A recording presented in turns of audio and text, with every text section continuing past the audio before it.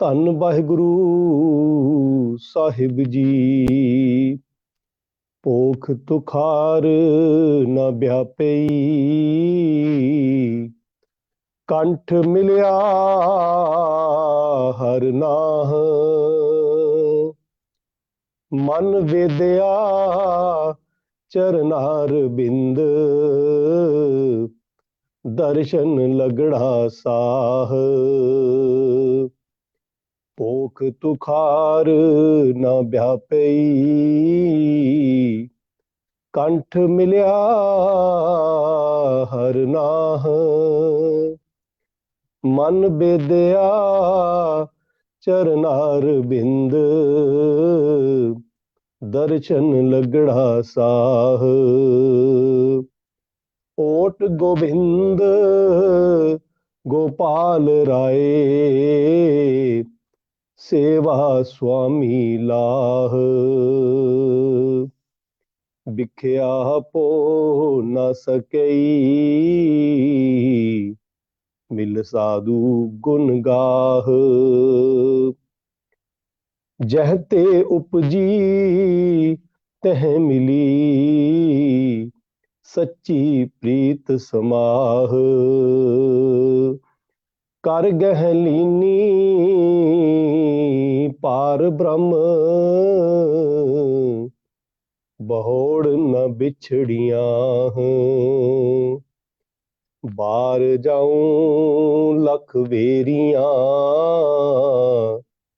ਹਰ ਸੱਜਣ ਅਗੰਮ ਅਗਾਹ। ਸ਼ਰਮ ਪਈ ਨਾਰਾਇਣ, ਨਾਨਕ ਦਰ ਪਈਆਂ। ਭੋਖ ਸੁਹੰਦਾ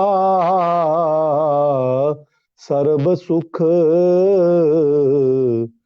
ਜਿਸ ਬਖਸ਼ੇ ਬੇਪਰਵਾਹ। ਭੋਖ ਸੁਹੰਦਾ ਸਰਬ ਸੁਖ, ਜਿਸ ਬਖਸ਼ੈ ਬੇਪਰਵਾਹ।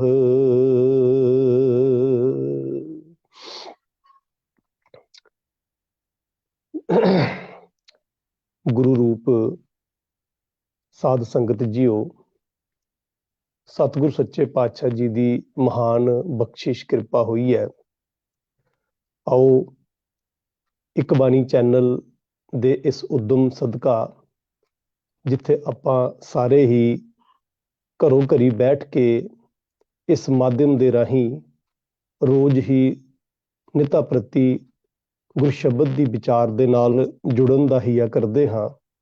ਸੋ ਆਓ ਐਸੇ ਹੀ ਲੜੀ ਦੇ ਵਿੱਚ, ਜੋ ਅੱਜ ਨਵੇਂ ਮਹੀਨੇ ਦੀ ਆਰੰਭਤਾ ਹੋਣ ਜਾ ਰਹੀ ਹੈ, ਜਿਸ ਨੂੰ ਆਪਾਂ ਪੋਹ ਦਾ ਮਹੀਨਾ ਕਹਿੰਦੇ ਹਾਂ। ਇਸ ਮਹੀਨੇ ਦੇ ਵਿੱਚ ਮਾਝ ਰਾਗ ਅੰਦਰ ਧੰਨ ਗੁਰੂ ਅਰਜਨ ਸਾਹਿਬ ਜੀ ਮਹਾਰਾਜ ਜੀ ਨੇ ਕੀ ਸਾਨੂੰ ਉਪਦੇਸ਼ ਦਿੱਤੇ ਹਨ, ਇਸ ਨੂੰ ਆਪਾਂ ਸਮਝਣ ਦਾ ਯਤਨ ਕਰੀਏ ਤੇ ਨਾਲ ਹੀ ਸ਼ਬਦ ਦੀ ਵਿਚਾਰ ਕਰਨ ਦਾ ਹੀਆ ਕਰੀਏ। ਸੋ ਆਓ ਵਿਚਾਰ ਆਰੰਭ ਕਰਨ ਤੋਂ ਪਹਿਲਾਂ ਕਲਗੀਧਰ ਪਿਤਾ ਗੁਰੂ ਗੋਬਿੰਦ ਸਿੰਘ ਜੀ ਨੂੰ ਬਖਸ਼ਿਸ਼ ਕੀਤੀ ਫਤਿਹ ਨਾਲ ਸਾਂਝ ਪਾਈਏ, ਫਿਰ ਵਿਚਾਰਾਂ ਦੀ ਆਰੰਭਤਾ ਕਰਦੇ ਹਾਂ। ਸੋ ਦਿਓ ਅਸੀਸ, ਗੱਜ ਕੇ ਆਖੋ ਵਾਹਿਗੁਰੂ ਜੀ ਕਾ ਖਾਲਸਾ, ਵਾਹਿਗੁਰੂ ਜੀ ਕੀ ਫਤਿਹ। ਗੁਰੂ ਸਵਾਰਿਓ, ਸਤਿਗੁਰ ਸੱਚੇ ਪਾਤਸ਼ਾਹ ਜੀ ਦੀ ਮਿਹਰਮਤ ਸਦਕਾ ਮਨੁੱਖ ਨੂੰ ਆਪਣੇ ਜੀਵਨ ਦੇ ਅੰਦਰ ਪ੍ਰਭੂ ਕਿਰਪਾ ਦੀ ਸਦਕਾ ਹੀ ਇੱਕ ਸਮਾਂ ਪ੍ਰਾਪਤ ਹੁੰਦਾ ਹੈ, ਜਿਹੜਾ ਸਮਾਂ ਸੱਤ ਦੀ ਸੰਗਤ ਕਰਨ ਦਾ ਹੁੰਦਾ ਹੈ। ਸਤਿਗੁਰ ਸੱਚੇ ਪਾਤਸ਼ਾਹ ਨੇ ਸੰਗਤ ਦੀ ਜੋ ਪਰਿਭਾਸ਼ਾ ਸਾਡੇ ਨਾਲ ਸਾਂਝੀ ਕੀਤੀ ਹੈ, ਸਤ ਸੰਗਤ ਕੈਸੀ ਜਾਣੀਏ, ਜਿੱਥੇ ਇੱਕੋ ਨਾਮ ਬਖਾਨੀਏ। ਜਿੱਥੇ ਇੱਕ ਨਾਮ ਦੀ ਚਰਚਾ ਕੀਤੀ ਜਾਂਦੀ ਹੈ, ਸਤਿਗੁਰੂ ਜੀ ਬਖਸ਼ਿਸ਼ ਕਰਦੇ ਹਨ, ਉਹ ਜਗ੍ਹਾ ਸਤਸੰਗ ਦਾ ਸਰੋਵਰ ਬਣ ਜਾਂਦਾ ਹੈ, ਉਹ ਸਤਸੰਗ ਬਣ ਜਾਂਦੀ ਹੈ, ਸਤ ਦਾ ਸੰਗ ਹੋ ਜਾਂਦਾ ਹੈ।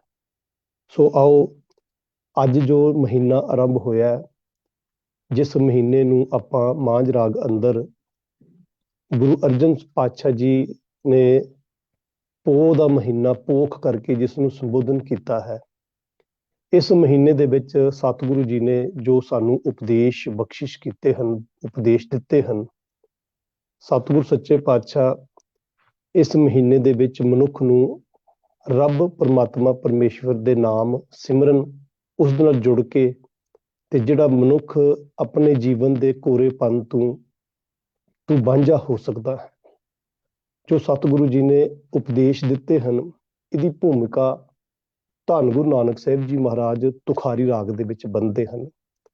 ਕਿਉਂਕਿ ਇੱਕ ਗੱਲ ਹਮੇਸ਼ਾ ਹੀ ਯਾਦ ਰੱਖਣੀ ਹੈ ਕਿ ਮਹਾਦਿਵਸ ਮਹੂਰਤ ਭਲੇ ਜਿਸ ਕੋ ਨਦਰ ਕਰੇ। ਸਤਿਗੁਰ ਸੱਚੇ ਪਾਤਸ਼ਾਹ ਬਖਸ਼ਿਸ਼ ਕਰਦੇ ਹਨ ਕਿ ਇਹ ਜਿਤਨੇ ਵੀ ਮਾਹ ਹਨ, ਜਿਤਨੇ ਵੀ ਮਹੂਰਤ ਹਨ, ਜਿਤਨੇ ਵੀ ਮਹੀਨੇ ਹਨ, ਕੋਈ ਵੀ ਪਲ ਬੁਰਾ ਨਹੀਂ ਹੈ, ਮਾੜਾ ਨਹੀਂ ਹੈ, ਕੋਈ ਵਿਸ਼ੇਸ਼ ਨਹੀਂ ਹੈ। ਵਿਸ਼ੇਸ਼ ਉਦੋਂ ਹੋ ਜਾਂਦਾ ਹੈ ਜਦੋਂ ਅਸੀਂ ਇਸ ਨੂੰ ਸਤ ਸੰਗ ਦੇ ਵਿੱਚ ਯੂਜ਼ ਕਰਦੇ ਹਾਂ, ਇਸ ਨੂੰ ਪ੍ਰਭੂ ਪਰਮਾਤਮਾ ਪਰਮੇਸ਼ਵਰ ਦੀ ਯਾਦ ਵਿੱਚ ਬਿਤਾਉਂਦੇ ਹਾਂ। ਸੋ ਸਤਿਗੁਰੂ ਨਾਨਕ ਸਾਹਿਬ ਜੀ ਮਹਾਰਾਜ, ਕਿਉਂਕਿ ਰਾਗ ਮਾਝ ਦੇ ਅੰਦਰ ਗੁਰੂ ਅਰਜਨ ਸਾਹਿਬ ਜੀ ਮਹਾਰਾਜ ਜੀ ਨੇ 14 ਪੌੜੀਆਂ ਦਾ ਉਚਾਰਨ ਕੀਤਾ।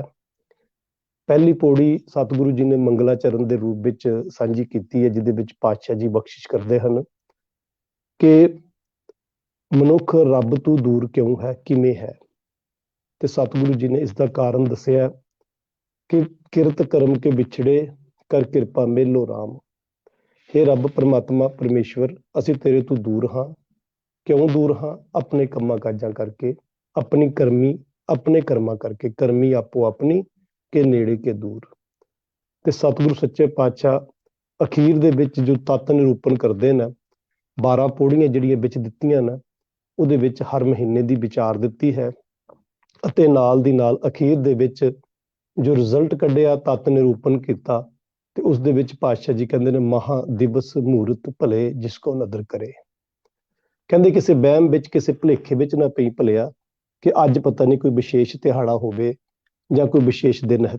ਗੁਰੂ ਕਾ ਸਿੱਖ ਜਦੋਂ ਵੀ ਗੁਰੂ ਦੀ ਬਾਣੀ ਨਾਲ ਜੁੜਦਾ ਹੈ, ਜਦੋਂ ਵੀ ਪ੍ਰਭੂ ਪਰਮਾਤਮਾ ਪਰਮੇਸ਼ਵਰ ਦੇ ਕੋਲ ਬਹਿੰਦਾ ਹੈ, ਜਦੋਂ ਉਹਦੀ ਯਾਦ ਵਿੱਚ ਜੁੜਦਾ ਹੈ, ਉਹਦਾ ਉਹ ਹਰ ਇੱਕ ਸਮਾਂ ਵਿਸ਼ੇਸ਼ ਬਣ ਜਾਂਦਾ ਹੈ। ਸਤਿਗੁਰੂ ਜੀ ਨੇ ਮਾਝ ਰਾਗ ਦੇ ਅੰਦਰ ਇਹ 14 ਪੌੜੀਆਂ ਉਚਾਰਨ ਕਰਕੇ ਮਨੁੱਖਤਾ ਨੂੰ ਇੱਕ ਸੇਧ ਦਿੱਤੀ ਹੈ। ਕਿਉਂਕਿ ਇਸ ਤੋਂ ਪਹਿਲਾਂ ਜਦੋਂ ਅਸੀਂ ਧੰਨ ਗੁਰੂ ਗ੍ਰੰਥ ਸਾਹਿਬ ਜੀ ਮਹਾਰਾਜ ਜੀ ਦੇ ਦਰਸ਼ਨ ਕਰਦੇ ਹਾਂ, ਪੜ੍ਹਦੇ ਹਾਂ, ਤੇ 1107 ਅੰਕ ਦੇ ਉੱਤੇ ਜਾ ਕੇ ਸਾਨੂੰ ਸਤਿਗੁਰੂ ਸੱਚੇ ਪਾਤਸ਼ਾਹ ਜੀ 1106 ਤੋਂ 7 ਅੰਕ ਦੇ ਵਿੱਚ ਸਾਨੂੰ ਧੰਨ ਗੁਰੂ ਨਾਨਕ ਸਾਹਿਬ ਜੀ ਮਹਾਰਾਜ ਜੀ ਵੱਲੋਂ ਬਖਸ਼ਿਸ਼ ਕੀਤੀ ਤੁਖਾਰੀ ਰਾਗ ਦੀ ਬਾਣੀ ਵੀ ਪ੍ਰਾਪਤ ਹੁੰਦੀ ਹੈ।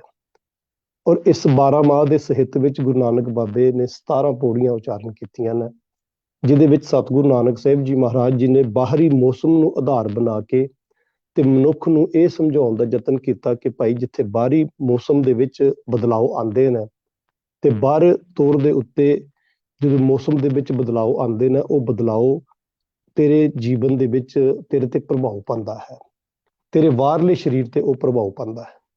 ਤੇ ਇਸੇ ਤਰ੍ਹਾਂ ਜਦੋਂ ਤੇਰੇ ਅੰਦਰ ਮਨ ਦੇ ਅੰਤੇਕਰਨ ਦੀ ਧਰਤੀ ਦੇ ਉੱਤੇ ਜਦੋਂ ਉਹਦੇ ਵਿੱਚ ਬਦਲਾਅ ਆਏਗਾ, ਤੇਰੇ ਅੰਦਰ ਆਧਿਆਤਮਕ ਤੌਰ ਦੇ ਉੱਤੇ ਇੱਕ ਕ੍ਰਾਂਤੀ ਤੇਰੇ ਅੰਦਰ ਆਉਂਦੀ ਹੈ। ਇਸ ਸਤਿਗੁਰੂ ਜੀ ਨੇ ਇਸ ਭੂਮਿਕਾ ਦੇ ਵਿੱਚ, ਜਦੋਂ ਅਸੀਂ ਤੁਖਾਰੀ ਰਾਗ ਦੇ ਵਿੱਚ ਹੀ ਇਸ ਪੋਹ ਦੇ ਮਹੀਨੇ ਦੀ ਵਿਆਖਿਆ ਪੜ੍ਹਦੇ ਹਾਂ ਸਤਿਗੁਰੂ ਨਾਨਕ ਸਾਹਿਬ ਜੀ ਮਹਾਰਾਜ ਜੀ ਦੀ, ਤੇ ਸਤਿਗੁਰੂ ਜੀ ਬਖਸ਼ਿਸ਼ ਕਰਦੇ ਹਨ। ਕਿਉਂਕਿ ਗੁਰੂ ਅਰਜਨ ਸਾਹਿਬ ਜੀ ਮਹਾਰਾਜ ਪੋਹ ਦੇ ਮਹੀਨੇ ਦੀ ਜਦੋਂ ਆਰੰਭਤਾ ਕਰਦੇ ਨੇ, ਤੇ ਸਤਿਗੁਰੂ ਜੀ ਇੱਥੋਂ ਹੀ ਸ਼ੁਰੂਆਤ ਕਰਦੇ ਨੇ, ਪੋਖ ਤੁਖਾਰ ਨਾ ਵਿਆਪਈ ਕੰਠ ਮਿਲਿਆ ਹਰ ਨਾਹ। ਪੋਹ ਦੇ ਮਹੀਨਾ, ਪੋਖ ਤੋਂ ਭਾਵ ਹੈ ਪੋਹ ਦਾ ਮਹੀਨਾ, ਤੇ ਤੁਖਾਰ ਹੁੰਦਾ ਕੋਰਾ, ਕੱਕਰ, ਠੰਡ। ਸਤਿਗੁਰੂ ਜੀ ਕਹਿੰਦੇ ਨੇ ਨਾ ਵਿਆਪਈ, ਤੇਰੇ ਤੇ ਜ਼ੋਰ ਨਹੀਂ ਪਾ ਸਕਦੇ। ਹੁਣ ਧੰਨ ਗੁਰੂ ਨਾਨਕ ਸਾਹਿਬ ਜੀ ਮਹਾਰਾਜ ਜੀ ਦਾ ਜਿਸ ਵੇਲੇ ਆਪਾਂ ਤੁਖਾਰੀ ਰਾਗ ਦੇ ਇਸ ਸ਼ਬਦ ਨੂੰ ਪੜ੍ਹਦੇ ਹਾਂ, ਤੇ ਸਤਿਗੁਰੂ ਨਾਨਕ ਸਾਹਿਬ ਜੀ ਮਹਾਰਾਜ ਤੁਖਾਰੀ ਰਾਗ ਦੇ ਵਿੱਚ ਇਸ ਦੀ ਸਾਨੂੰ ਇੱਕ ਦਿਸ਼ਾ ਨਿਰਦੇਸ਼ ਦੇ ਦਿੰਦੇ ਨੇ। ਸਤਿਗੁਰੂ ਜੀ ਬਖਸ਼ਿਸ਼ ਕਰਦੇ ਨੇ ਕਿ ਪੋਖ ਤੁਖਾਰ ਪੜੇ। ਜਿਹੜਾ ਪੋਹ ਦਾ ਮਹੀਨਾ ਹੁੰਦਾ, ਇਹਦੇ ਵਿੱਚ ਬੜੇ ਕੱਕਰ ਪੈਂਦੇ ਨੇ, ਇਹਦੇ ਵਿੱਚ ਬੜੇ ਕੋਰੇ ਪੈਂਦੇ ਨੇ। ਤੇ ਕੀ ਕਰਦੇ ਨੇ ਇਹ ਕੋਰਾ ਕੱਕਰ? ਕੀ ਕਰਦਾ? ਪੋਖ ਤੁਖਾਰ ਪੜੈ ਬਨ ਤਿੰਨ ਰਸ ਸੁੱਖ ਹੈ। ਕਹਿੰਦੇ ਜਿਤਨਾ ਵੀ ਬਨਸਪਤੀ ਹੁੰਦੀ ਹੈ, ਉਹਦੇ ਵਿੱਚੋਂ ਇਹ ਰਸ ਖਿੱਚ ਲੈਂਦੇ ਨੇ। ਪੱਤੇ ਸੁੱਕ ਜਾਂਦੇ ਨੇ ਜਦੋਂ ਇਹ ਰੁੱਤ ਜਾਂਦੀ ਹੈ, ਖਤਮ ਹੁੰਦੀ ਹੈ, ਪੱਤੇ ਸੁੱਕ ਜਾਂਦੇ ਨੇ, ਕਿਉਂਕਿ ਵਿੱਚੋਂ ਰਸ ਨਿਕਲ ਜਾਂਦਾ ਹੈ। ਬਸ ਸਤਿਗੁਰ ਸੱਚੇ ਪਾਤਸ਼ਾਹ ਜੀ ਕਹਿਣ ਲੱਗੇ, ਇਹ ਗੱਲ ਮੈਂ ਤੈਨੂੰ ਬਾਹਰੀ ਮੌਸਮ ਦੇ ਕੋਲੋਂ ਤੈਨੂੰ ਮੈਂ ਇੱਕ ਸਿੱਖ ਲੈ ਕੇ ਦੇਣਾ ਚਾਹਨਾ ਕਿ ਜੇ ਪੋਹ ਦੇ ਮਹੀਨੇ ਵਿੱਚ ਕੱਕਰ ਪੈਂਦਾ ਹੈ, ਜੇ ਕੋਰਾ ਪੈਂਦਾ ਹੈ, ਤੇ ਭਾਈ ਉਹ ਬਾਹਰ ਦੇ ਤੌਰ ਦੇ ਉੱਤੇ ਪੱਤਿਆਂ ਦੇ ਵਿੱਚੋਂ ਬੰਨ ਤਿੰਨ ਦੇ ਵਿੱਚੋਂ ਮੌਸਮ ਦੇ ਵਿੱਚੋਂ ਹਰਿਆਵਲ ਖਿੱਚ ਲੈਂਦਾ ਹੈ, ਉਹਨਾਂ ਦਾ ਰਸ ਖਿੱਚ ਲੈਂਦਾ ਹੈ। ਤੇ ਕਹਿੰਦੇ ਯਾਦ ਰੱਖੀ ਜ਼ਿੰਦਗੀ ਦੇ ਵਿੱਚ ਜੇ ਰੱਬ ਪਰਮਾਤਮਾ ਪਰਮੇਸ਼ਵਰ ਦੇ ਨਾਲ ਨਾਤਾ ਟੁੱਟ ਗਿਆ ਨਾ, ਜੇ ਪ੍ਰਭੂ ਦੇ ਸਿਮਰਨ ਤੋਂ ਦੂਰ ਹੋ ਗਿਆ ਜੀਵਨ ਦੇ ਵਿੱਚ, ਤੇ ਕੀ ਹੋਵੇਗਾ? ਤੇਰੇ ਅੰਦਰ ਵਿਕਾਰਾਂ ਦਾ ਕੱਕਰ ਜੰਮ ਜਾਏਗਾ। ਤੇ ਜਦੋਂ ਵਿਕਾਰਾਂ ਦਾ ਕੱਕਰ ਤੇਰੇ ਅੰਦਰ, ਵਿਕਾਰਾਂ ਦਾ ਕੋਰਾ ਪੈਣਾ ਤੇਰੇ ਜੀਵਨ ਦੇ ਵਿੱਚ ਆ ਗਿਆ, ਤੇ ਫਿਰ ਕੀ ਹੁੰਦਾ? ਤੇਰੇ ਅੰਦਰ ਦੇ ਜਿਹੜੇ ਗੁਣ ਹਨ ਉਹ ਸੁੱਕਣੇ ਸ਼ੁਰੂ ਹੋ ਜਾਣੇ ਨੇ ਭਲਿਆ। ਕਿਤਨੀ ਖੂਬਸੂਰਤ ਢੰਗ ਦੇ ਨਾਲ ਸਤਿਗੁਰ ਸੱਚੇ ਪਾਤਸ਼ਾਹ ਸਾਨੂੰ ਬਾਣੀ ਦੇ ਵਿੱਚ ਵਿਆਖਿਆ ਕਰਕੇ ਦੱਸਦੇ ਨੇ।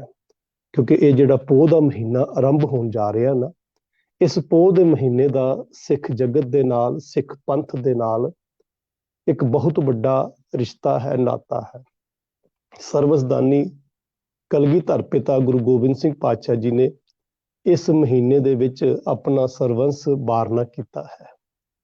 ਇਸ ਮਹੀਨੇ ਦੇ ਅੰਦਰ, ਇਹ ਜਿਹੜਾ ਮਹੀਨੇ ਦੀ ਅੱਜ ਆਰੰਭਤਾ ਹੋਣ ਜਾ ਰਹੀ ਹੈ ਨਾ, ਜਿੱਥੇ ਦੁਨੀਆ ਦੇ ਲੋਕ ਨਿੱਘ ਮਾਣਦੇ ਨੇ, ਠੰਡ ਤੋਂ ਬਚਣ ਦੇ ਕਈ ਕਿਸਮ ਦੇ ਪ੍ਰਬੰਧ ਆਪਣੇ ਘਰਾਂ ਦੇ ਵਿੱਚ ਕਰਦੇ ਨੇ, ਉੱਥੇ ਮੇਰੇ ਸਤਿਗੁਰ ਸੱਚੇ ਪਾਤਸ਼ਾਹ ਜੀ ਇਹਨਾਂ ਠੰਡਿਆਂ ਕਕਰੀਲੀਆਂ ਰਾਤਾਂ ਦੇ ਵਿੱਚ ਸਤਿਗੁਰ ਸੱਚੇ ਪਾਤਸ਼ਾਹ ਭਾਵੇਂ ਉਹ ਸਿਰਸਾ ਨਦੀ ਦਾ ਕੰਢਾ ਹੋਵੇ, ਤੇ ਭਾਵੇਂ ਸਤਿਗੁਰ ਸੱਚੇ ਪਾਤਸ਼ਾਹ ਚਮਕੌਰ ਦੀ ਗੜੀ ਦੇ ਵਿੱਚ ਹੋਣ, ਤੇ ਭਾਵੇਂ ਸਰਹੱਦ ਦੀਆਂ ਉਹ ਨੀਹਾਂ ਹੋਣ, ਜਾਂ ਉੱਥੋਂ ਦਾ ਬੁਰਜ ਹੋਵੇ ਜਿੱਥੇ 80 ਸਾਲ ਤੋਂ ਵੀ ਵੱਧ ਦੀ ਮਾਤਾ ਗੁਜਰ ਕੌਰ ਬਜ਼ੁਰਗ ਅਵਸਥਾ ਵਿੱਚ ਤੇ ਛੋਟੇ ਛੋਟੇ ਸਾਹਿਬਜ਼ਾਦੇ 7 ਤੇ 9 ਸਾਲ ਦੇ ਨਾਲ ਹੋਣ, ਉਹਨਾਂ ਦੇ ਜੀਵਨ ਦੇ ਵਿੱਚ ਵੀ ਇਹ ਕੱਕਰ, ਇਹ ਠੰਡ ਆਈ ਪਰ ਪੋਹ ਨਾ ਸਕੀ ਉਹਨਾਂ ਨੂੰ। ਸਤਿਗੁਰ ਸੱਚੇ ਪਾਤਸ਼ਾਹ ਦੇ ਪ੍ਰਥਾਏ ਆਪਾਂ ਲਗਾਤਾਰ ਇਸ ਮਹੀਨੇ 'ਚ ਸਾਡੀਆਂ ਵਿਚਾਰਾਂ ਵੀ ਹੁੰਦੀਆਂ ਨੇ। ਜਿੱਥੇ ਜਿੱਥੇ ਗੁਰੂ ਨਾਨਕ ਨਾਮ ਲੈਵਾ ਸਿੱਖ ਬਹਿੰਦਾ, ਉੱਥੇ ਆਪਣੇ ਗੁਰੂਆਂ ਦੀ ਇਹ ਜਿਹੜੇ ਪਰ ਉਪਕਾਰ ਨੇ ਮਨੁੱਖਤਾ ਦੇ ਲਈ, ਇਹ ਧਰਮ ਦੀ ਰਾਖੀ ਦੇ ਲਈ ਅਸੀਂ ਯਾਦ ਕਰਦੇ ਹਾਂ। ਸੋ ਸਤਿਗੁਰ ਇਸ ਮਹੀਨੇ ਦਾ ਬਹੁਤ ਵੱਡਾ ਸੰਬੰਧ ਸਿੱਖ ਜਗਤ ਦੇ ਨਾਲ ਹੈ। ਆਉਣ ਵਾਲੇ ਦਿਨਾਂ ਦੇ ਵਿੱਚ ਸਫਰੇ ਸ਼ਹਾਦਤ ਵੀ ਆਪਾਂ ਯਾਦ ਕਰਨਾ ਹੈ।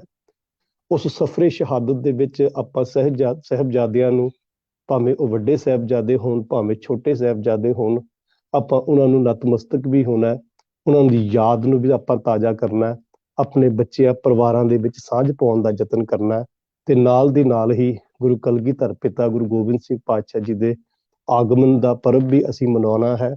ਸਿੱਖ ਪੰਥ ਦੇ ਅੰਦਰ ਇਹ ਮਹੀਨਾ ਬਹੁਤ ਵੱਡੀ ਅਹਿਮੀਅਤ ਰੱਖਦਾ ਹੈ। ਇਸ ਮਹੀਨੇ ਦੇ ਵਿੱਚ ਸਤਿਗੁਰੂ ਜੀ ਨੇ ਸਰਵਸ ਇਸ ਕੌਮ ਦੇ ਉੱਤੋਂ ਵਾਰ ਦਿੱਤਾ ਸੀ, ਤੇ ਬਾਅਦ ਵਿੱਚ ਇਹ ਗੱਲ ਆਖੀ ਸੀ, ਇਨ ਪੁੱਤਰਨ ਕੇ ਸੀਸ ਪਰ ਬਾਰ ਦੀ ਇਹ ਸੁਤਚਾਰ, ਚਾਰ ਮੂਏ ਤੋਂ ਕਿਆ ਭਇਆ ਜੀਵਤ ਕਈ ਹਜ਼ਾਰ। ਆਪਾਂ ਉਹ ਹਜ਼ਾਰ ਹਾਂ, ਉਹਨਾਂ ਹਜ਼ਾਰਾਂ ਲੱਖਾਂ ਦੇ ਵਿੱਚੋਂ ਹਾਂ ਜਿਨ੍ਹਾਂ ਦੇ ਉੱਤੋਂ ਸਤਿਗੁਰੂ ਜੀ ਨੇ ਆਪਣਾ ਆਪ ਵਾਰਨਾ ਕੀਤਾ, ਆਪਣੇ ਸੁੱਖ ਆਰਾਮ, ਪਿਤਾ ਮਾਤਾ ਬੱਚੇ ਸਭ ਕੁਝ ਵਾਰ ਦਿੱਤਾ। ਸਤਿਗੁਰ ਸੱਚੇ ਪਾਤਸ਼ਾਹ ਜੀ ਬਖਸ਼ਿਸ਼ ਕਰਦੇ ਨੇ। ਇਸ ਪੋਹ ਦੇ ਮਹੀਨੇ ਦੇ ਵਿੱਚ ਅਧਿਆਤਮਿਕ ਉਪਦੇਸ਼ ਜੋ ਸਤਿਗੁਰੂ ਜੀ ਨੇ ਸਾਨੂੰ ਬਖਸ਼ਿਸ਼ ਕੀਤਾ, ਕਿ ਜਿੱਥੇ ਕਹਿਣ ਲੱਗੇ ਪੋਹ ਦੇ ਮਹੀਨੇ ਦੇ ਵਿੱਚ ਬਾਹਰੀ ਤੌਰ ਦੇ ਉੱਤੇ ਠੰਡ ਪੈਂਦੀ ਹੈ, ਕੋਰਾ ਪੈਂਦਾ ਹੈ, ਜਿੱਥੇ ਬਾਹਰ ਦਾ ਜਿਹੜਾ ਰਸ ਹੁੰਦਾ ਹੈ, ਜਿਹੜਾ ਬਨਸਪਤੀ ਦੇ ਵਿੱਚੋਂ ਸੁੱਕ ਜਾਂਦਾ ਹੈ, ਕਹਿਣ ਲੱਗੇ ਉਹ ਕਿਤੇ ਜੀਵਨ ਦੇ ਵਿੱਚ ਜੇ ਤੂੰ ਰੱਬ ਪਰਮਾਤਮਾ ਪਰਮੇਸ਼ਵਰ ਕੋਲੋਂ ਤੇਰਾ ਨਾਤਾ ਟੁੱਟ ਗਿਆ ਨਾ, ਜੇ ਤੂੰ ਸਿਮਰਨ ਤੋਂ ਦੂਰ ਹੋ ਗਿਆ, ਤੇ ਕੀ ਹੋਵੇਗਾ? ਤੇਰੇ ਅੰਦਰ ਜਿਹੜੇ ਗੁਨਾਹ ਦਾ ਜਿਹੜਾ ਸੋਖਾ ਹੈ ਉਹ ਪੈਣਾ ਸ਼ੁਰੂ ਹੋ ਜਾਣਾ। ਧੰਨ ਗੁਰੂ ਨਾਨਕ ਸਾਹਿਬ ਜੀ ਮਹਾਰਾਜ ਬਖਸ਼ਿਸ਼ ਕਰਦੇ ਨੇ, ਆਬਤ ਕੀ ਨਹੀਂ ਮਨ ਤਨ ਵਸੈ ਸੁਖੈ ਮੁਖੈ। ਕਹਿਣ ਲੱਗੇ ਅਰਦਾਸ ਕਰੀ ਭਲਿਆ, ਜੇ ਪੋਖ ਤੁਖਾਰ ਪੜੇ ਬੰਨ ਤ੍ਰਿਨ ਰਸ ਸੁਖ ਹੈ। ਜੇ ਪੋਹ ਦੇ ਮਹੀਨੇ ਵਿੱਚ ਕੱਕਰ ਪੈਂਦਾ, ਤੇ ਜੇ ਬਾਹਰੀ ਤੌਰ ਦੇ ਉੱਤੇ ਬੰਨ ਵਿੱਚੋਂ, ਤ੍ਰਿਨਾਂ ਵਿੱਚੋਂ, ਘਾਹ ਬੂਟ ਵਿੱਚੋਂ ਰਸ ਨਿਕਲ ਜਾਂਦਾ ਹੈ, ਤੇ ਕਹਿਣ ਲੱਗੇ ਆਬਤ ਕੀ ਨਹੀਂ ਮਨ ਤਨ ਵਸੇ ਮੁਖੇ। ਕਹਿਣ ਲੱਗੇ ਫਿਰ ਕਿਵੇਂ ਉਹ ਰੱਬ ਪਰਮਾਤਮਾ ਪਰਮੇਸ਼ਵਰ ਤੈਨੂੰ ਭੁੱਲ ਜਾਏ ਭਲਿਆ। ਇਹ ਅਰਦਾਸ ਕਰੀ ਕਿ ਉਹ ਪਰਮਾਤਮਾ ਤੇਰੇ ਅੰਦਰ ਵਸਦਾ ਰਵੇ, ਤੇਰੇ ਮੁਖ ਵਿੱਚ ਵਸਦਾ ਰਹੇ, ਤੇਰੇ ਮਨ ਤਨ ਦੇ ਵਿੱਚ ਯਾਦ, ਹਰ ਵੇਲੇ ਉਸਦੀ ਯਾਦ ਬਣੀ ਰਹੇ, ਉਹਦੇ ਨਾਲ ਤੇਰਾ ਲਿਵ ਜੁੜੀ ਰਹੇ। ਸਤਿਗੁਰੂ ਨਾਨਕ ਸਾਹਿਬ ਜੀ ਮਹਾਰਾਜ ਇਹ ਗੱਲ ਪੋਹ ਦੇ ਮਹੀਨੇ ਦੀ ਵਿਆਖਿਆ ਕਰਕੇ ਸਾਡੇ ਨਾਲ ਸਾਂਝ ਪਾ ਦਿੰਦੇ ਨੇ। ਧੰਨ ਗੁਰੂ ਅਰਜਨ ਸਾਹਿਬ ਜੀ ਮਹਾਰਾਜ ਐਸੇ ਹੀ ਗੱਲ ਨੂੰ ਇਸ ਆਧਾਰ ਬਣਾ ਕੇ, ਤੇ ਜੋ ਸਤਿਗੁਰੂ ਜੀ ਨੇ ਮਾਝ ਰਾਗ ਦੇ ਅੰਦਰ ਇਸ ਮਹੀਨੇ ਦੀ ਵਿਚਾਰ ਸਾਡੇ ਨਾਲ ਸਾਂਝੀ ਕੀਤੀ, ਸਤਿਗੁਰ ਸੱਚੇ ਪਾਤਸ਼ਾਹ ਬਖਸ਼ਿਸ਼ ਕਰਦੇ ਨੇ, ਭੋਖ ਤੁਖਾਰ ਨਾ ਵਿਆਪਈ। ਕਹਿਣ ਲੱਗੇ ਪੋਹ ਦੇ ਮਹੀਨੇ ਦੇ ਵਿੱਚ ਕੋਰਾ ਉਹਨਾਂ ਨੂੰ, ਠੰਡ ਉਹਨਾਂ ਨੂੰ ਪੋਹ ਨਹੀਂ ਸਕਦੀ ਹੈ। ਸਤਿਗੁਰੂ ਜੀ ਕਰੋ ਕਿਰਪਾ, ਦੱਸੋ ਸਾਨੂੰ ਕਿ ਕਿਹੜੇ ਲੋਕ ਹਨ ਉਹ ਜਿਨ੍ਹਾਂ ਨੂੰ ਇਹ ਠੰਡ ਪੋਹ ਨਹੀਂ ਸਕਦੀ। ਤੇ ਉਦਾਹਰਨ ਤੇ ਅਸੀਂ ਇਤਿਹਾਸ ਦੇ ਪੰਨਿਆਂ ਦੇ ਵਿੱਚੋਂ ਪੜ੍ਹਦੇ ਹਾਂ ਭਾਈ। ਇਤਿਹਾਸ ਤੇ ਅਸੀਂ ਉਦਾਹਰਨ, ਅਸੀਂ ਆਮ ਉਦਾਹਰਨਾਂ ਅਸੀਂ ਇਤਿਹਾਸ ਚੋਂ ਲੱਭਦੇ ਹਾਂ ਕਿ ਜਿਸ ਵੇਲੇ ਸਤਿਗੁਰ ਸੱਚੇ ਪਾਤਸ਼ਾਹ ਗੁਰੂ ਕਲਗੀਧਰ ਪਿਤਾ ਗੁਰੂ ਗੋਬਿੰਦ ਸਿੰਘ ਪਾਤਸ਼ਾਹ ਦੇ ਨਾਲ ਉਹ 40 ਸਿੰਘ, 40 42 ਸਿੰਘ ਭਾਈ, ਪੰਜ ਪਿਆਰੇ, 40 ਸਿੰਘ, 2 ਸਾਹਿਬਜ਼ਾਦੇ, ਜਦੋਂ ਸਤਿਗੁਰ ਸੱਚੇ ਪਾਤਸ਼ਾਹ ਦੇ ਨਾਲ ਸਨ ਤੇ ਸਤਿਗੁਰ ਸੱਚੇ ਪਾਤਸ਼ਾਹ ਦੇ ਨਾਲ ਉਹਨਾਂ ਸਿੱਖਾਂ ਨੇ ਜਦੋਂ ਗੁਰੂ ਦੇ ਨਾਲ ਪਿਆਰ ਸੀ, ਜਦੋਂ ਪ੍ਰਭੂ ਪਰਮਾਤਮਾ ਪਰਮੇਸ਼ਵਰ ਦੇ ਨਾਲ ਪਿਆਰ ਸੀ, ਤੇ ਉਹਨਾਂ ਦੇ ਜੀਵਨ ਦੇ ਵਿੱਚ ਸੌਖਾ ਨਜ਼ਰ ਨਹੀਂ ਆਇਆ। ਸਤਿਗੁਰੂ ਜੀ ਕਹਿਣ ਲੱਗੇ ਕਾਰਨ ਪਤਾ ਕੀ ਸੀ? ਕੰਠ ਮਿਲਿਆ ਹਰ ਨਾਹ। ਨਾਹ ਹੁੰਦਾ ਖਸਮ, ਪਤੀ ਪਰਮਾਤਮਾ ਪਰਮੇਸ਼ਵਰ, ਤੇ ਭਾਵ ਕੰਠ ਮਿਲਣ ਤੋਂ ਭਾਵ ਕਿ ਸੁਰਤ ਵਿੱਚ ਉਹ ਰੱਬ ਪਰਮਾਤਮਾ ਪਰਮੇਸ਼ਵਰ ਵਸ ਜਾਂਦਾ ਹੈ, ਜ਼ੁਬਾਨ ਉੱਤੇ ਉਹ ਪ੍ਰਭੂ ਪਰਮਾਤਮਾ ਪਰਮੇਸ਼ਵਰ ਵਸ ਜਾਂਦਾ ਹੈ। ਤੇ ਜਦੋਂ ਅੰਦਰੋਂ ਅੰਦਰ ਮਨ ਵਿੱਚ, ਹਿਰਦੇ ਘਰ ਵਿੱਚ ਉਸ ਰੱਬ ਪਰਮਾਤਮਾ ਪਰਮੇਸ਼ਵਰ ਦੀ ਯਾਦ ਵਸ ਜਾਂਦੀ ਨਾ, ਤੇ ਸਤਿਗੁਰੂ ਜੀ ਬਖਸ਼ਿਸ਼ ਕਰਦੇ ਨੇ। ਕਹਿਣ ਲੱਗੇ ਉਸ ਵੇਲੇ ਕੀ ਹੁੰਦਾ ਹੈ, ਇਹ ਜਿਹੜਾ ਤੁਖਾਰ ਹੈ ਨਾ, ਇਹ ਜਿਹੜਾ ਕੋਰਾ ਹੈ, ਇਹ ਤੇਰੇ ਜੀਵਨ ਵਿੱਚ ਨਹੀਂ ਆ ਸਕਦਾ। ਇਹ ਜਿਹੜਾ ਤੁਖਾਰ ਹੈ, ਇਹ ਜਿਹੜਾ ਕੋਰਾ ਹੈ, ਇਹ ਜੋ ਕੱਕਰ ਬਾਹਰ ਪੈਂਦਾ ਹੈ ਨਾ, ਇਹ ਤੈਨੂੰ ਪੋ ਨਹੀਂ ਸਕਦਾ। ਦੋਵੇਂ ਗੱਲਾਂ ਸਤਿਗੁਰੂ ਜੀ ਨੇ ਸਾਡੇ ਸਾਹਮਣੇ ਬੜੀਆਂ ਪੈਰਲਲ ਰੱਖ ਦਿੱਤੀਆਂ ਨੇ। ਪਹਿਲੀ ਗੱਲ, ਕਿਉਂਕਿ ਬਾਰ-ਬਾਰ ਦਾਸ ਇਹ ਬੇਨਤੀ ਕਰ ਰਹੇ ਹੈ ਤਾਂ ਕਿ ਸਾਨੂੰ ਸਮਝ ਆ ਜਾਏ ਕਿ ਜਿੱਥੇ ਬਾਹਰੀ ਮੌਸਮ ਠੰਡ ਦਾ ਹੁੰਦਾ ਹੈ, ਬਾਹਰ ਕੋਰਾ ਪੈਂਦਾ ਹੈ, ਬਾਹਰ ਮੌਸਮ ਦੇ ਵਿੱਚ ਬਦਲਾਅ ਹੁੰਦਾ ਹੈ, ਤੇ ਬਾਹਰ ਦਾ ਜਿਹੜਾ ਮੌਸਮ ਹੁੰਦਾ ਉਹ ਰੁੱਖਾ ਹੋ ਜਾਂਦਾ ਹੈ, ਖੁਸ਼ਕੀ ਪੈਦਾ ਹੋ ਜਾਂਦੀ, ਕਿਉਂਕਿ ਵਿੱਚੋਂ ਰਸ ਨਿਕਲ ਜਾਂਦਾ ਹੈ। ਸਤਿਗੁਰੂ ਜੀ ਕਹਿੰਦੇ ਭਲਿਆ ਜੇ ਜੀਵਨ ਦੇ ਵਿੱਚ ਤੇਰੇ ਵਿਕਾਰਾਂ ਦਾ ਕੋਰਾ ਜੰਮਣਾ ਸ਼ੁਰੂ ਹੋ ਗਿਆ ਨਾ, ਤੇਰੇ ਜੀਵਨ ਦੇ ਵਿੱਚ ਵਿਕਾਰਾਂ ਦੀ ਬਰਫ਼ ਪੈਣੀ ਸ਼ੁਰੂ ਹੋ ਗਈ, ਤੇ ਕੀ ਹੋਵੇਗਾ? ਤੇਰੇ ਅੰਦਰ ਦਾ ਸੁਭਾਅ ਖੁਸ਼ਕ ਹੋ ਜਾਏਗਾ, ਤੂੰ ਖਿੰਜਿਆ ਖਿੰਜਿਆ ਆਪਣਾ ਜੀਵਨ ਬਤੀਤ ਕਰੇਗਾ। ਜੇ ਪ੍ਰਭੂ ਗੁਨਾਹ ਦੇ ਨਾਲੋਂ ਵਾਂਝਾ ਹੋ ਗਿਆ, ਪ੍ਰਭੂ ਯਾਦ ਦੇ ਨਾਲੋਂ ਤੇਰਾ ਮਨ ਟੁੱਟ ਗਿਆ, ਸਿਮਰਨ ਦੇ ਵਿੱਚ ਤੇਰਾ ਚਿੱਤ ਨਹੀਂ ਲੱਗਿਆ, ਪ੍ਰਭੂ ਯਾਦ ਵਿੱਚ ਤੂੰ ਮਨ ਨਹੀਂ ਆਪਣਾ ਲਾ ਸਕਿਆ, ਤੇ ਕੀ ਹੁੰਦਾ ਹੈ? ਇਹ ਜਿਹੜਾ ਵਿਕਾਰਾਂ ਦੀ ਕੋਰਾ ਹੁੰਦਾ ਹੈ, ਵਿਕਾਰਾਂ ਦਾ ਪ੍ਰਭਾਵ ਹੁੰਦਾ ਹੈ, ਤੇਰੇ ਅੰਦਰ ਦੇ ਜਿਹੜੇ ਗੁਣ ਹਨ ਉਹਨਾਂ ਨੂੰ ਖਾਣਾ ਸ਼ੁਰੂ ਕਰ ਜਾਂਦਾ ਹੈ। ਸਤਿਗੁਰੂ ਜੀ ਕਹਿਣ ਲੱਗੇ, ਪਹਿਲੀਆਂ ਜਿਹੜੀਆਂ ਅਸੀਂ 4 ਪੰਕਤੀਆਂ ਪੜ੍ਹਦੀਆਂ ਹਨ, ਉਹਦੇ ਵਿੱਚ ਸਤਿਗੁਰੂ ਜੀ ਨੇ ਇਸੇ ਗੱਲ ਨੂੰ ਸਾਡੇ ਨਾਲ ਸਾਂਝ ਪਾਈ ਹੈ, ਪੁਆਣ ਦਾ ਯਤਨ ਕੀਤਾ ਹੈ ਕਿ ਭਾਈ ਜਿੱਥੇ ਗੁਰੂ ਨਾਨਕ ਬਾਬਾ ਕਹਿੰਦੇ ਨੇ ਮਨ ਤਨ ਰੱਬ ਰਹਿਆ ਜਗ ਜੀਵਨ ਗੁਰ ਸ਼ਬਦ ਦੀ ਰੰਗ ਮਾਨੀ। ਕਹਿਣ ਲੱਗੇ ਭਲਿਆ ਜੇ ਰੱਬ ਪਰਮਾਤਮਾ ਪਰਮੇਸ਼ਵਰ ਦੇ ਰੱਬ ਰਹਿਆ, ਮਨ ਤਨ ਰੱਬ ਰਹਿਆ, ਪ੍ਰਭੂ ਦੇ ਰੰਗ ਵਿੱਚ, ਪ੍ਰਭੂ ਦੀ ਯਾਦ ਵਿੱਚ, ਉਹਦੇ ਸਿਮਰਨ ਦੇ ਵਿੱਚ ਤੇਰਾ ਇਹ ਮਨ ਤੇ ਤਨ ਖਚਿਤ ਹੋ ਗਿਆ, ਉਹਦੇ ਵਿੱਚ ਤਾਰੀਆਂ ਲਾਣੀਆਂ ਸ਼ੁਰੂ ਕਰ ਦਿੱਤੀਆਂ ਤੇਰੇ ਉਹਦੀ ਯਾਦ ਵਿੱਚ, ਤੇ ਸਤਿਗੁਰੂ ਜੀ ਕਹਿੰਦੇ ਜਗ ਜੀਵਨ ਗੁਰ ਸ਼ਬਦ ਦੀ ਰੰਗ ਮਾਨੀ, ਗੁਰੂ ਸ਼ਬਦ ਦੇ ਨਾਲ ਤੇਰੇ ਜੀਵਨ ਦੇ ਵਿੱਚ ਉਹ ਆਨੰਦ ਪੈਦਾ ਹੋ ਜਾਂਦਾ ਹੈ। ਉਧਰ ਸਤਿਗੁਰੂ ਸੱਚੇ ਪਾਤਸ਼ਾਹ ਕਹਿਣ ਲੱਗੇ ਧੰਨ ਗੁਰੂ ਅਰਜਨ ਸਾਹਿਬ ਜੀ ਮਹਾਰਾਜ ਕਿ ਪੋਖ ਤੁਖਾਰ ਨਾ ਵਿਆਪਈ, ਕੰਠ ਮਿਲਿਆ ਹਰ ਨਾਹ। ਜੇ ਪ੍ਰਭੂ ਪਰਮਾਤਮਾ ਪਰਮੇਸ਼ਵਰ ਦੇ ਨਾਲ ਉਹਦੀ ਯਾਦ ਸਿਮਰਨ ਤੇਰੇ ਅੰਦਰ ਬਣ ਗਿਆ, ਤੇ ਭਲਿਆ ਯਾਦ ਰੱਖੀ ਜੀਵਨ ਦੇ ਵਿੱਚ ਇਹ ਤੁਖਾਰ ਜਿਹੜਾ ਹੈ ਨਾ, ਇਹ ਜਿਹੜਾ ਕੋਰਾ ਹੈ ਤੈਨੂੰ ਵਿਆਪ ਨਹੀਂ ਸਕੇਗਾ। ਦਾਸ ਅਕਸਰ ਇੱਕ ਬੇਨਤੀ ਜ਼ਰੂਰ ਕਰਿਆ ਕਰਦਾ ਹੈ ਕਿ ਮਨੁੱਖ ਆਪਣੇ ਜੀਵਨ ਦੇ ਵਿੱਚ 2 ਤਰ੍ਹਾਂ ਦੇ ਨਾਲ ਆਪਣਾ ਜੀਵਨ ਜਿੰਦਾ ਹੈ। ਇੱਕ ਜੀਵਨ ਉਹ ਹੁੰਦਾ ਹੈ ਜਿਹੜਾ ਅਸੀਂ ਪ੍ਰਭੂ ਪਰਮਾਤਮਾ ਪਰਮੇਸ਼ਵਰ ਦੇ ਗਿਆਨ ਨੂੰ ਆਪਣੇ ਜੀਵਨ ਦੇ ਵਿੱਚ ਢਾਲ ਕੇ ਤੇ ਉਹਦੇ ਗੁਣਾਂ ਨੂੰ ਮੁੱਖ ਰੱਖ ਕੇ, ਸਤ, ਸੰਤੋਖ, ਦਇਆ, ਧਰਮ, ਧੀਰਜ, ਜਦੋਂ ਇਹ ਗੁਣਾਂ ਨੂੰ ਅਸੀਂ ਮੁੱਖ ਰੱਖ ਕੇ ਆਪਣਾ ਜੀਵਨ ਜੀਂਦੇ ਹਾਂ, ਅਸੀਂ ਵਿਚਰਦੇ ਹਾਂ ਸਮਾਜ ਦੇ ਵਿੱਚ, ਅਸੀਂ ਆਪਣੇ ਜੀਵਨ ਨੂੰ ਚਲਾਉਣ ਦਾ ਯਤਨ ਕਰਦੇ ਹਾਂ, ਤੇ ਕੀ ਹੁੰਦਾ? ਸਤਿਗੁਰੂ ਜੀ ਕਹਿੰਦੇ ਨੇ ਉਸ ਜੀਵਨ ਦੇ ਵਿੱਚ ਪ੍ਰਭੂ ਦੇ ਗੁਣ ਆਵਸਤੇ ਨੇ, ਪਰਮਾਤਮਾ ਪਰਮੇਸ਼ਵਰ ਦੀ ਯਾਦ, ਉਹਦਾ ਸਿਮਰਨ ਉਸ ਜੀਵਨ ਵਿੱਚ ਆਵਸਤਾ ਹੈ, ਤੇ ਫਿਰ ਉਹਦੇ ਤੋਂ ਪ੍ਰਭਾਵਿਤ ਹੋ ਕੇ ਜਿਹੜੇ ਕਰਮ ਮਨੁੱਖ ਦੇ ਜੀਵਨ ਵਿੱਚ ਬਣਦੇ ਹਨ, ਉਹ ਕਰਮ ਉਹਨਾਂ ਨੂੰ ਸਤਿਗੁਰੂ ਨਾਨਕ ਸਾਹਿਬ ਜੀ ਮਹਾਰਾਜ ਜਪ ਬਾਣੀ ਦਾ ਅਖੀਰਲੇ ਸ਼ਲੋਕ ਵਿੱਚ ਸਾਡੇ ਨਾਲ ਜਦੋਂ ਸਾਂਝ ਪਾਉਂਦੇ ਨੇ, ਤੇ ਇਹ ਗੱਲ ਕਹਿੰਦੇ ਨੇ ਕਰਮੀ ਆਪੋ ਆਪਣੀ के नेड़े कै दूर। इन्हां कर्मां करके ही भलिया तू रब दे कोल है, इन्हां कर्मां करके ही तू रब तो दूर हो गया। ते दूसरी गल, ਜਦੋਂ ਮਨੁੱਖ ਦੇ ਜੀਵਨ ਵਿੱਚ ਵਿਕਾਰ ਹਾਵੀ ਹੋ ਜਾਂਦੇ ਨੇ ਤੇ ਫਿਰ ਮਨੁੱਖ ਵਿਕਾਰਾਂ ਤੋਂ ਪ੍ਰਭਾਵਿਤ ਹੋ ਕੇ ਕਾਮ, ਕ੍ਰੋਧ, ਲੋਭ, ਮੋਹ, ਅਹੰਕਾਰ ਤੋਂ ਪ੍ਰਭਾਵਿਤ ਹੋ ਕੇ ਜਿਸ ਵੇਲੇ ਜੀਵਨ ਜੀਂਦਾ ਹੈ ਤੇ ਜੀਵਨ ਦੇ ਜਿਹੜੇ ਕਰਮ ਹਨ ਉਹ ਵੀ ਉੱਥੋਂ ਹੀ ਨਿਕਲਦੇ ਹਨ, ਕਿਉਂਕਿ ਜੈਸੀ ਸੰਗਤ ਕਰ ਰਿਹਾ ਹੈ ਵੈਸਾ ਹੀ ਇਸ ਦੇ ਫੁਰਨੇ, ਵੈਸਾ ਹੀ ਇਸ ਦਾ ਮਨ, ਵੈਸੇ ਹੀ ਇਸ ਦੇ ਸੰਸਕਾਰ, ਵੈਸਾ ਹੀ ਇਸ ਦਾ ਸੁਭਾਅ ਬਣਦਾ ਹੈ। ਤੇ ਜਦੋਂ ਉਹ ਸੁਭਾਅ ਬਣਦਾ ਹੈ ਫਿਰ ਉਹੀ ਉਹ ਸੁਭਾਅ ਹੁੰਦਾ ਹੈ ਭਲਿਆ ਤੇਰੇ ਜੀਵਨ ਦੇ ਵਿੱਚ ਜੋ ਤੇਰੇ ਕਰਮ ਵਿੱਚ ਸਹਾਇ ਹੁੰਦਾ, ਤੇਰੇ ਕਰਮ ਨੂੰ ਨਾਲ ਲੈ ਕੇ ਚੱਲਦਾ ਹੈ। ਉਹਨਾਂ ਐਸੇ ਮਨ ਦੇ ਵਿੱਚੋਂ ਹੋਏ ਕਰਮ ਜਿਹੜੇ ਕਈ ਵਾਰ ਰੱਬ ਤੋਂ ਦੂਰ ਲੈ ਜਾਂਦੇ ਨੇ, ਜਿਹਨੂੰ ਗੁਰੂ ਨਾਨਕ ਬਾਬੇ ਨੇ ਕਰਮੀ ਆਪੋ ਆਪਣੀ ਕੇ ਨੇੜੇ ਕੇ ਦੂਰ ਆਖਿਆ। ਸਤਿਗੁਰੂ ਨਾਨਕ ਸਾਹਿਬ ਜੀ ਮਹਾਰਾਜ ਜੀ ਨੇ ਮਨੁੱਖਤਾ ਨੂੰ ਇਹ ਗੱਲ ਸਮਝਾਉਣ ਦਾ ਯਤਨ ਕੀਤਾ ਕਿ ਭਾਈ ਕਰਮਾਂ ਕਰਕੇ ਹੀ ਮਨੁੱਖ ਆਪਣੇ ਪ੍ਰਭੂ ਪਰਮਾਤਮਾ ਪਰਮੇਸ਼ਵਰ ਦੇ ਵਿੱਚ ਲੀਨ ਹੁੰਦਾ ਤੇ ਕਰਮਾਂ ਕਰਕੇ ਹੀ ਮਨੁੱਖ ਉਸ ਤੋਂ ਦੂਰ ਹੋ ਜਾਂਦਾ ਹੈ।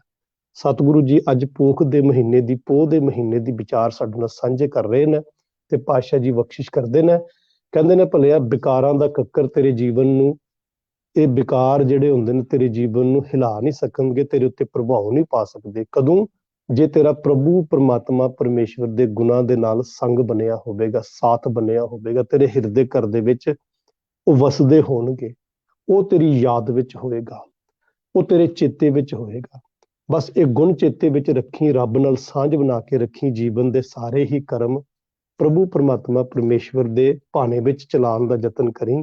ਸਤਿਗੁਰ ਸੱਚੇ ਪਾਤਸ਼ਾਹ ਕਹਿਣ ਲੱਗੇ ਕੁਝ ਨਹੀਂ ਤੇਰਾ ਇਹ ਵਿਗਾੜ ਸਕਦੇ, ਜਿਹੜੇ ਵਿਕਾਰ ਰੂਪੀ ਤੁਖਾਰ ਹਨ ਇਹ ਕੁਝ ਨਹੀਂ ਤੇਰੇ ਜੀਵਨ ਦੇ ਵਿੱਚ ਵਿਗਾੜ ਸਕਦੇ। ਕਿਉਂ? ਕਿ ਤੇਰਾ ਮਨ ਜਿਹੜਾ ਹੈ ਪ੍ਰਭੂ ਪਰਮਾਤਮਾ ਪਰਮੇਸ਼ਵਰ ਨਾਲ ਬਿਜਣਾ ਚਾਹੀਦਾ, ਜਿਹਨੂੰ ਸਤਿਗੁਰ ਸੱਚੇ ਪਾਤਸ਼ਾਹ ਕਹਿੰਦੇ ਨੇ ਮਨ ਵੇਦਿਆ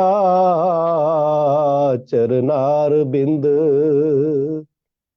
ਦਰਸ਼ਨ ਲਗੜਾ ਸਾਹ। ਮਨ ਵੇਦਿਆ, ਮਨ ਵਿੰਨਿਆ ਗਿਆ ਪ੍ਰਭੂ ਰੰਗ ਵਿੱਚ, ਪ੍ਰਭੂ ਪਿਆਰ ਵਿੱਚ, ਚਰਨਾਰ ਬਿੰਦ, ਉਹ ਪ੍ਰਭੂ ਪਰਮਾਤਮਾ ਪਰਮੇਸ਼ਵਰ ਦੇ ਸੋਹਣੇ ਚਰਨਾਂ ਕਮਲਾਂ ਦੇ ਵਿੱਚ ਮੇਰਾ ਮਨ ਬੀਜਿਆ, ਮਨ ਵਿੰਨਿਆ ਗਿਆ। ਉਹਦੀ ਸਿਫਤਾਂ ਸੁਣ ਸੁਣ ਕੇ ਵੱਡਾ ਦਾਤਾ ਤਿਲ ਨ ਤਮਾਏ, ਦਿੰਦਾ ਦੇ ਲੈਂਦੇ ਥੱਕ ਪਾਹੇ, ਜੁਗਾ ਜੁਗੰਤਰ ਖਾਹੀ ਖਾਹੇ, ਹੁਕਮੀ ਹੁਕਮ ਚਲਾਏ ਰਾਹ ਨਾਨਕ ਵਿਗਸੈ ਬੇਪਰਵਾਹ। ਉਹ ਤੈਨੂੰ ਖੁਸ਼ ਹੁੰਦਾ ਦੇਖਦਾ ਭਲਿਆ, ਤੈਨੂੰ ਦੇਖ ਦੇਖ ਕੇ ਉਹ ਰੱਬ ਦਾਤਾਂ ਦੇ ਦੇ ਕੇ ਕਦੇ ਥੱਕਦਾ ਨਹੀਂ ਹੈ। ਉਹ ਦੇਈ ਵੀ ਜਾ ਰਿਹਾ, ਤੂੰ ਝੋਲੀਆਂ ਭਰੀ ਵੀ ਜਾ ਰਿਹਾ, ਜੁਗਾ ਜੁਗੰਤਰ ਖਾਹੀ ਖਾਹੇ, ਤੇ ਵੇਖ ਵੇਖ ਕੇ ਵਿਗਸਦਾ ਹੈ, ਖੁਸ਼ ਹੁੰਦਾ ਹੈ ਤੈਨੂੰ। ਇਹ ਮੇਰੇ ਧੀਆਂ ਪੁੱਤਰ ਬੱਚੇ, ਮੇਰਾ ਬਣਾਇਆ ਹੋਇਆ ਸੰਸਾਰ ਹੈ, ਇਹ ਰੰਗ ਮਾਨ ਰਿਹਾ ਹੈ, ਉਹ ਤਾਂ ਵੀ ਖੁਸ਼ ਹੋ ਰਿਹਾ ਹੈ।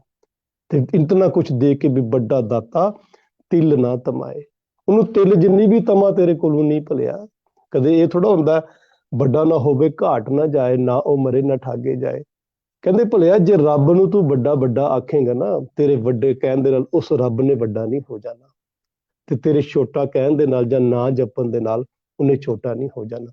ਉਸ ਨੂੰ ਵੱਡਾ ਆਖ ਕੇ ਤੂੰ ਆਪਣੇ ਆਪ ਨੂੰ ਵੱਡਾ ਕਰਨਾ ਹੈ, ਉਸ ਨੂੰ ਵੱਡਾ ਆਖ ਕੇ ਤੂੰ ਆਪਣਾ ਆਪ ਵੱਡਾ ਕਰਨਾ ਹੈ ਭਾਈ। ਉਹ ਤੇਰੇ ਜਪਣ ਦੇ ਨਾਲ ਜਾਂ ਨਾ ਜਪਣ ਦੇ ਨਾਲ ਉਹਨੂੰ ਕੋਈ ਫਰਕ ਨਹੀਂ ਹੈ। ਇੱਥੇ ਸਤਿਗੁਰੂ ਜੀ ਕਹਿਣ ਲੱਗੇ, ਕਹਿੰਦੇ ਇਹ ਪੋਹ ਦਾ ਮਹੀਨਾ ਭਲਿਆ ਆਰੰਭ ਹੋਇਆ ਤੇ ਇਹਦੇ ਵਿੱਚ ਕੀ ਕਰੀ, ਕੰਠ ਮਿਲਾਈ ਉਸ ਰੱਬ ਪਰਮਾਤਮਾ ਪਰਮੇਸ਼ਵਰ ਦੇ ਨਾਲ, ਤਾਂ ਕਿ ਤੇਰਾ ਮਨ ਪ੍ਰਭੂ ਗੁਣਾ ਤੋਂ ਪ੍ਰਭਾਵਿਤ ਹੋ ਕੇ ਉਹਦੇ ਨਾਲ ਵਿੰਨਿਆ ਜਾਏ, ਉਹਦੇ ਵਿੱਚ ਅਭੇਦ ਹੋ ਜਾਏ। ਮਨ ਵੇਦਿਆ ਚਰਨਾਰ ਬਿੰਦ, ਤੇ ਫਿਰ ਕੀ ਹੁੰਦਾ, ਅੰਦਰੋਂ ਇੱਕ ਤਾਂਘ ਪੈਦਾ ਹੋ ਜਾਂਦੀ ਹੈ, ਅੰਦਰੋਂ ਇੱਕ ਅਹਿਸਾਸ ਪੈਦਾ ਹੁੰਦਾ ਹੈ, ਅੰਦਰ ਇੱਕ ਲੋਚਾ ਪੈਦਾ ਹੁੰਦੀ ਹੈ, ਮਨ ਵਿਰਾਗ ਦੇ ਵਿੱਚ ਚਲਾ ਜਾਂਦਾ ਹੈ। ਤੇ ਜਿਸ ਵੇਲੇ ਇਹ ਮਨ ਵਿਰਾਗ ਵਿੱਚ ਗਿਆ, ਅੰਦਰ ਲੋਚਾ ਪੈਦਾ ਹੋਈ, ਤੇ ਫਿਰ ਉਸ ਰੱਬ, ਉਸ ਮਿੱਤਰ ਪਿਆਰੇ ਨੂੰ ਮਿਲਣ ਦਾ ਅੰਦਰ ਇੱਕ ਤਾਂਘ ਬਣ ਜਾਈ। ਤੇ ਸਤਿਗੁਰੂ ਜੀ ਬਖਸ਼ਿਸ਼ ਕਰਦੇ ਨੇ ਦਰਸ਼ਨ ਲਗੜਾ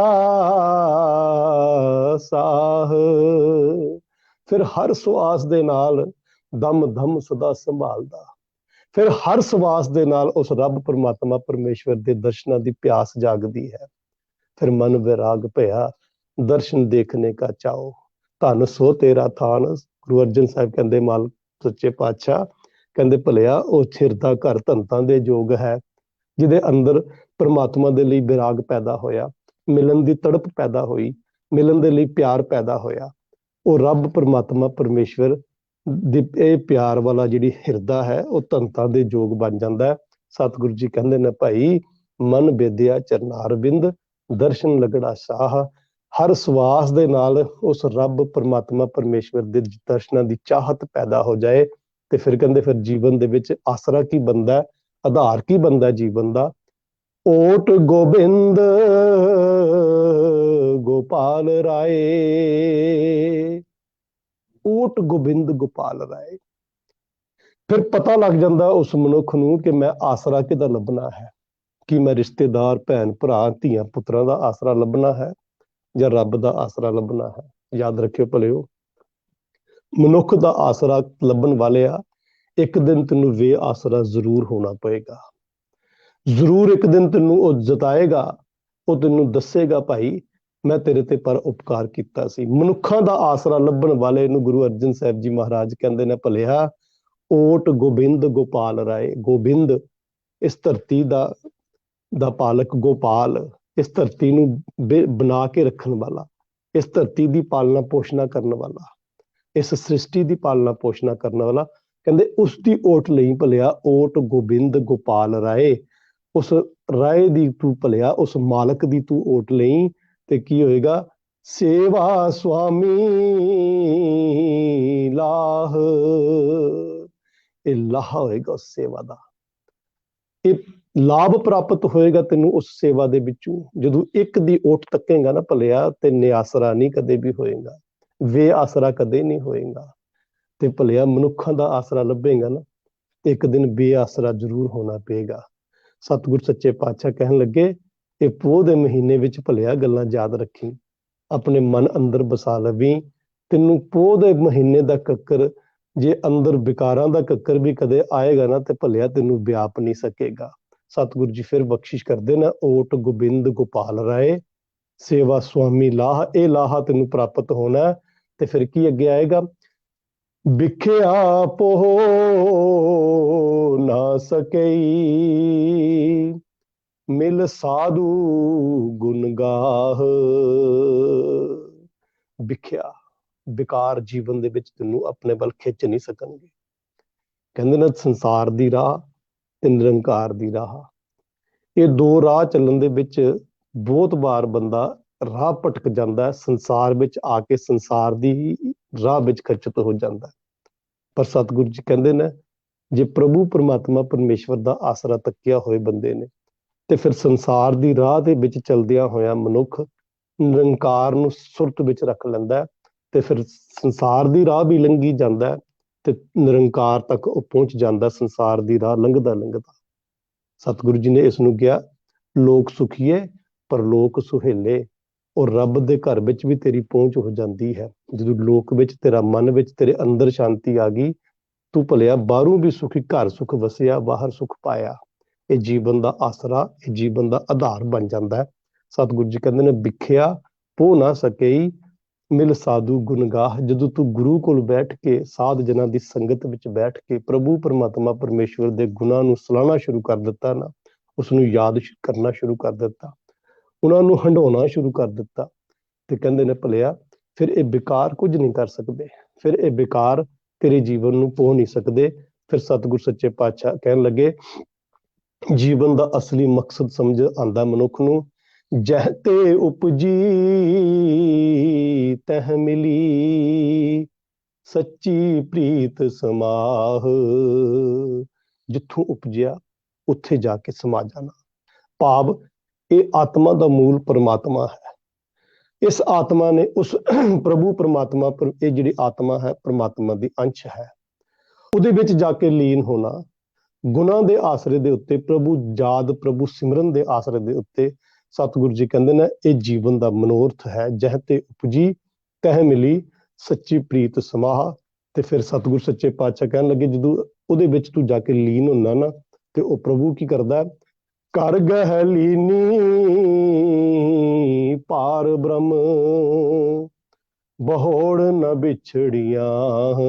ਫਿਰ ਗੁਰੂ ਬਾਹ ਫੜ ਲੈਂਦਾ ਹੈ, ਗੁਰੂ ਹੱਥ ਫੜ ਲੈਂਦਾ। ਜਦੋਂ ਉਸ ਪਾਸੇ ਤੇਰੇ ਕਦਮ ਚੱਲਦੇ ਨਾ, ਕਹਿੰਦੇ ਨੇ ਸਤਿਗੁਰ ਸੱਚੇ ਪਾਤਸ਼ਾਹ ਬਖਸ਼ਿਸ਼ ਕਰਦੇ ਹਾਂ, ਅਸੀਂ ਪੜ੍ਹਦੇ ਹਾਂ ਕਿ ਚਰਨ ਸ਼ਰਨ ਗੁਰ ਏਕ ਪੈਂਡਾ ਜਾਏ ਚੱਲ, ਸਤਿਗੁਰ ਕੋਟ ਪੈਂਡਾ ਆਗੇ ਹੋਏ ਲੇਤ ਹੈ। ਇੱਕ ਵਾਰੀ ਭਲਿਆ ਤੂੰ ਆਪਣੇ ਕਦਮ ਉਸ ਪਾਸੇ ਵਧਾ ਤੇ ਸਹੀ, ਗੁਰੂ ਤੇ ਤੇਰਾ ਇੰਤਜ਼ਾਰ, ਰੱਬ ਤੇ ਤੇਰਾ ਇੰਤਜ਼ਾਰ ਕਰ ਰਿਹਾ ਹੈ। ਕਰ ਗਹਿ ਲੀਨੀ ਪਾਰ ਬ੍ਰਹਮ, ਬਹੋੜ ਨਾ ਵਿਛੜੀਆਂ, ਫਿਰ ਮਿਲਿਆ ਹੋਈ ਨਾ ਵਿਛੜੀ।